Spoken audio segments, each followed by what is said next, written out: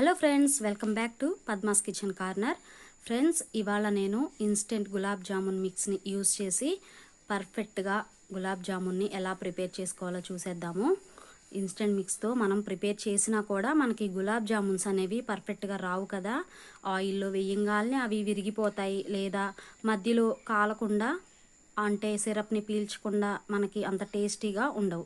So అలా కాకుండా ఇవాళ నేను మంచి మంచి టిప్స్తో పర్ఫెక్ట్గా మంచి షేప్తో మంచి కలర్తో ఈ గులాబ్ జామున్స్ని ఎలా ప్రిపేర్ చేసుకోవాలో చూపించేస్తాను.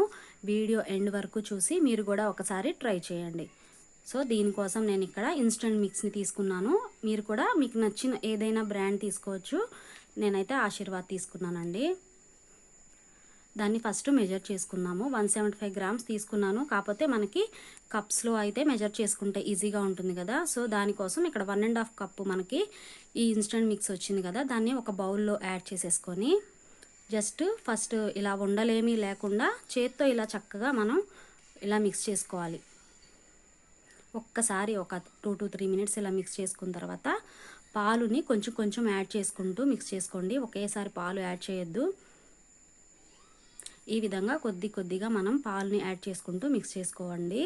పాలు యాడ్ చేయడం వల్లే మనకి గులాబ్ జామున్కి మంచి కలర్ వస్తుంది. వాటర్ కన్నా కూడా మ్యాక్సిమం పాలుని ప్రిఫర్ చేయండి. చూస్తున్నారు కదా, ఇలా మొత్తం పాలుని మనకి తగినన్ని పాలుని యాడ్ చేసుకుంటూ మిక్స్ చేసుకోవాలి. నాకైతే ఒక 3/4 కప్పు వరకు పట్టింది. మనం పిండి అనేది చూస్తున్నారు కదా, ఇలా మెత్తగా ఉండాలండి. అంటే మనకి చేతికి అంటుకునే విధంగా కొంచెం స్టిక్కీగా ఉంటేనే మంచి షేప్లో మనకి గులాబ్ జామున్స్ విరగకుండా వస్తాయి, గుర్తుంచుకోండి. ఆ తర్వాత దీన్ని పక్కన పెట్టేసుకొని స్టవ్ వెలిగించేసుకొని ఒక కడాయి పెట్టుకొని 1.5 కప్పు షుగరు, అలానే దానికి ఈక్వల్ క్వాంటిటీస్తో వాటర్ కూడా యాడ్ చేసుకోండి. సో ఇప్పుడు మనం షుగర్ సిరప్ని ప్రిపేర్ చేసేసుకుందాము. షుగర్ బాగా కరిగే వరకు ఇలా జస్ట్ మిక్స్ చేసుకుంటూ ఉండండి. షుగర్ కరిగిన తర్వాత జస్ట్ ఒక 10 మినిట్స్ మీరు ఉంచుకుంటే మనకి పాకం అనేది రెడీ అయిపోతుంది. మనకి ఏ కన్సిస్టెన్సీ రావాల్సిన అవసరం లేదనమాట. చేతికి మనకి కొంచెం స్టిక్కీగా తగిలితే సరిపోతుంది. ఆ తర్వాత 1 టేబుల్ స్పూన్ ఇలాచీ పౌడర్ కూడా యాడ్ చేసుకోండి. దీన్ని కూడా స్టవ్ ఆఫ్ చేసుకొని పక్కన పెట్టుకొని ఇప్పుడు మనం చేతికి కొంచెం ఆయిల్ కానీ నెయ్యి కానీ రాసుకొని చిన్న చిన్న బాల్స్ లాగా ప్రిపేర్ చేసుకుందాం పిండిని. చూస్తున్నారు కదా, ఈ విధంగా అనమాట. మరీ ఎక్కువగా ప్రెస్ చేయొద్దు. లోపల కొంచెం ఏరేషన్ ఉంటేనే పాకం అనేది చాలా బాగా పీల్చుకుంటుంది గులాబ్ జామున్. చూస్తున్నారు కదా, పైన ఎక్కడ క్రాక్స్ లేవు చూడండి. మనం పిండిని ఇలా కలుపుకుంటేనే మనకి క్రాక్స్ ఉండవన్నమాట. బాగా పిండి చేతికి అంటుకునే విధంగానే మిక్స్ చేసుకోవాలి. ఈ విధంగా అనమాట. చూస్తున్నారు కదా, ఇలా మిక్స్ చేసుకున్న తర్వాత మిగతా పిండిని కూడా తీసుకొని చక్కగా అన్ని బాల్స్ లాగా ప్రిపేర్ చేసుకొని పక్కన పెట్టుకుందాము. ఇప్పుడు స్టవ్ వెలిగించేసుకొని ఒక కడాయి పెట్టుకొని డీప్ ఫ్రైకి సరిపడా ఆయిల్ని యాడ్ చేసుకోండి. ఆయిల్ బాగా హీట్ ఎక్కిన తర్వాత just 4 to 5 gulab jamuns add చేసుకోండి. ఎక్కువ యాడ్ చేయొద్దు. గులాబ్ జామున్స్ యాడ్ చేసిన వెంటనే ఇలా కొంచెం మూవ్ చేసుకోండి కడాయిని, జాగ్రత్తగా నూనె పడకుండా మీద. కొంచెం కలర్ చేంజ్ అయిన తర్వాత అప్పుడు మనం గెరిటితో ఈ విధంగా మిక్స్ చేసుకోవాలి. ఆయిల్లో ఇలా ఫ్రై చేసుకుంటే మనకి జామున్ అనేది ఎక్కడా పగలకుండా పర్ఫెక్ట్ షేప్లో వస్తుంది. చూస్తున్నారు కదా, పాలు కూడా వేసి యాడ్ చేసి కలిపాం కదా, మంచి కలర్లో చూడండి. ఎక్కడ మనకి గులాబ్ జామున్ అనేది విరిగిపోకుండా ఫ్రై అయిపోయింది. చూస్తున్నారు కదా, ఈ విధంగా మరొక్కసారి చూడండి.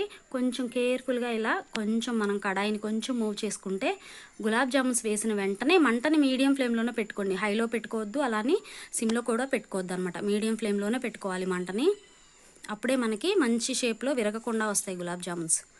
చూస్తున్నారు కదా, ఇలా గరిటెతో మరొకసారి మిక్స్ చేసేసుకొని ఇవి కూడా తీసి పక్కన పెట్టుకుందాం. ఈ విధంగా అన్నీ ఫ్రై చేసుకున్న తర్వాత ఇప్పుడు మనం వీటిని చక్కగా పాకంలో యాడ్ చేసేసుకోవడమేను. ఈ విధంగా అనమాట. మీకు బాల్ చూడండి ఎంత చక్కగా గులాబ్ జామున్ అనేది ఎక్కడ విరగకుండా ఎంత పర్ఫెక్ట్గా వచ్చిందో.